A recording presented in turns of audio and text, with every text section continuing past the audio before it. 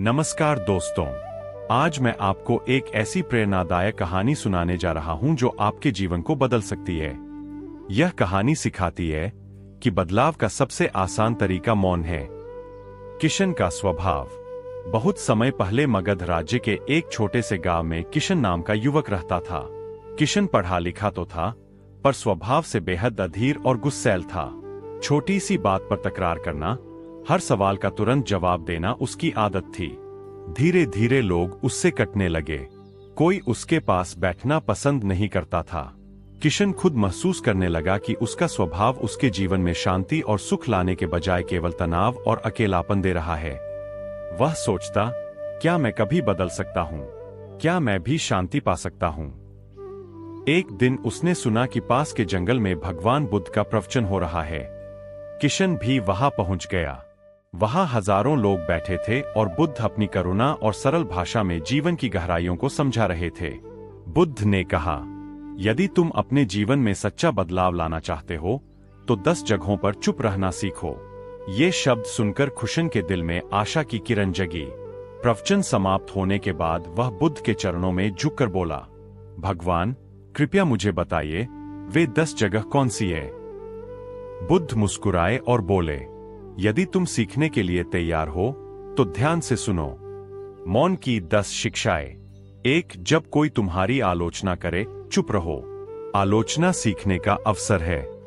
यदि गुस्से में प्रतिक्रिया दोगे तो कुछ नहीं सीख पाओगे। 2. जब कोई बहस करे, चुप रहो। बहस में सच नहीं, केवल अहंकार जीतता है।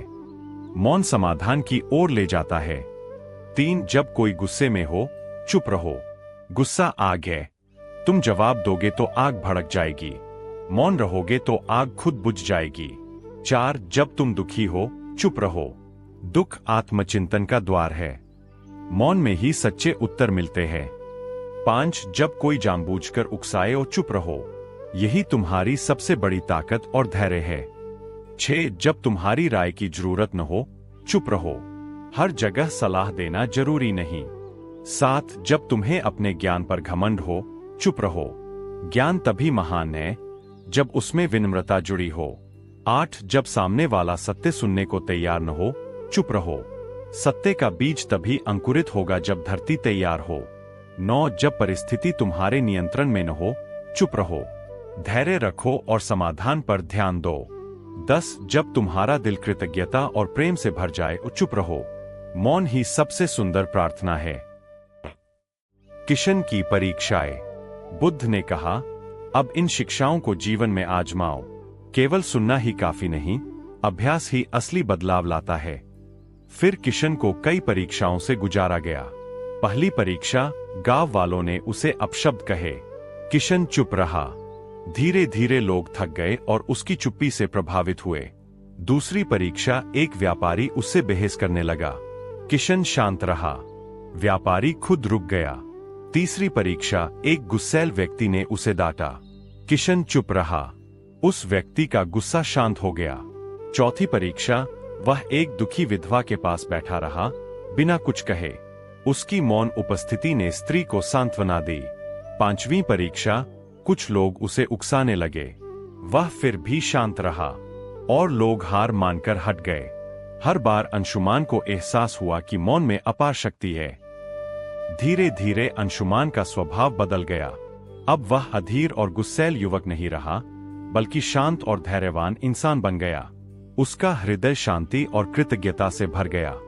वह बुद्ध के चरणों में झुककर बोला, भगवान, अब मैं समझ गया हूं कि मौन ही सच्चा ज्ञान है।